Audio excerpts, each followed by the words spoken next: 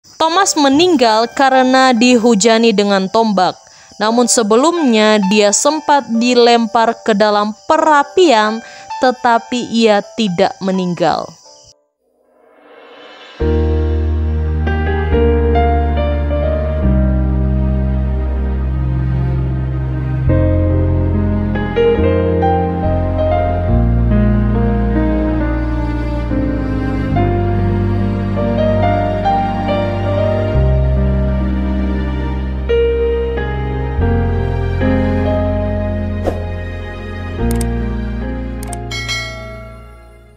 Shalom saudara terkasih, kembali lagi di YouTube channel ini.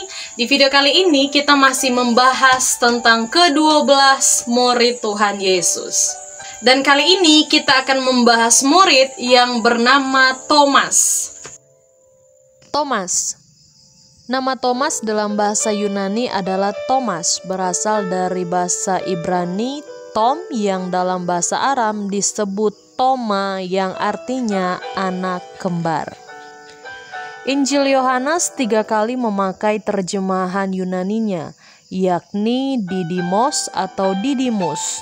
Pemanggilan Thomas sebagai murid Tuhan Yesus tidak dijelaskan kapan hal itu terjadi atau apa pekerjaan sebelumnya sebelum Thomas menjadi seorang murid. Namun setelah kematian Tuhan Yesus, Thomas bersama 6 murid lainnya pergi ke Danau Tiberias untuk menangkap ikan. Hal ini tertulis di dalam Yohanes pasalnya yang ke-21 ayat 1 sampai ayatnya yang ketiga. Mungkin hal ini bisa saja membuktikan bahwa seorang Thomas sebelumnya bekerja sebagai seorang nelayan. Selain dalam peristiwa di atas, Thomas disebut dalam 3 peristiwa lain di dalam kitab Injil Yohanes.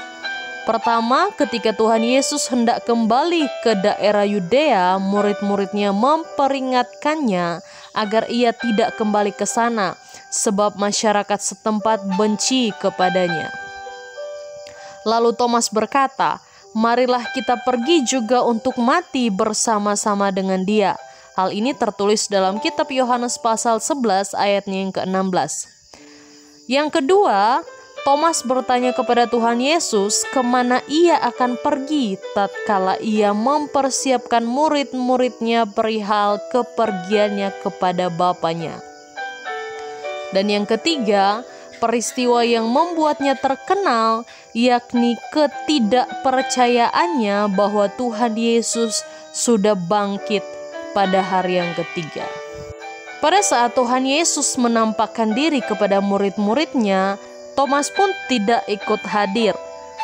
Hal ini dicatat dalam Yohanes 20 ayat yang ke-24.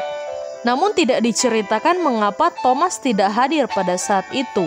Dan ketika murid-murid lain memberitahukannya bahwa Tuhan Yesus sudah bangkit, ia pun tidak percaya. Hal ini kemudian membuatnya disebut sebagai Thomas yang tidak percaya. Selang seminggu kemudian, Tuhan Yesus menampakkan diri lagi kepada murid-muridnya, termasuk juga kepada Thomas. Dan ia memberikan kepada Thomas untuk meraba bekas paku di tangannya dan bekas tombak di lambungnya. Dan pada saat itu juga Thomas pun seketika langsung percaya dan ia mengaku berkata bahwa "Ya Tuhanku dan Allahku." Yohanes 20 ayatnya yang ke-28. Keraguan Thomas atas kebangkitan Tuhan Yesus sebenarnya bukan hal yang negatif, sebab Tuhan Yesus pun tidak mencelanya. Itulah sebabnya para bapak gereja pada zaman dahulu sangat menghargai contoh yang diberikan oleh Thomas.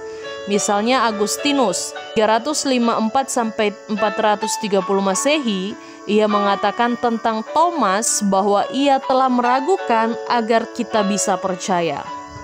Thomas adalah salah satu murid yang paling banyak disebut di dalam tradisi gereja perihal pelayanannya, karya, dan kematiannya.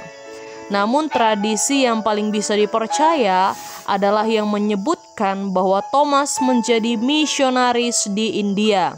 Dan ia pun mati sebagai martir di sana dan dikuburkan di Milapore yang sekarang menjadi pinggiran kota Madras. Thomas meninggal karena dihujani dengan tombak. Namun sebelumnya dia sempat dilempar ke dalam perapian, tetapi ia tidak meninggal. Itu dia kisah dari seorang Thomas dan akhir hidupnya. Nantikan lagi serial selanjutnya dari ke-12 murid Tuhan Yesus dan akhir hidup mereka. Terima kasih, Tuhan Yesus memberkati kita semua. Shalom.